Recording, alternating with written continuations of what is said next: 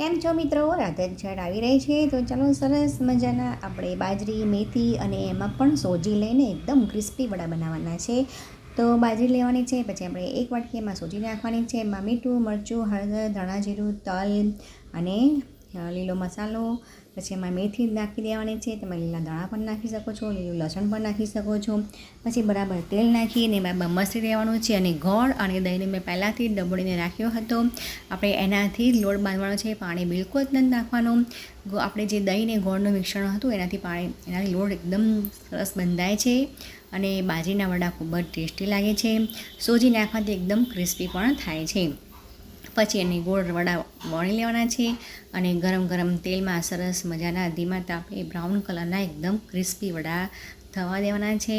રાધન છઠ આવી રહેલી છે, એમાં પણ આપણે ખાઈ શકીએ છીએ. અને તો બી અને 1 વીક સુધી આ વડા સરસ રહે છે. તો ગરમા ગરમ ચા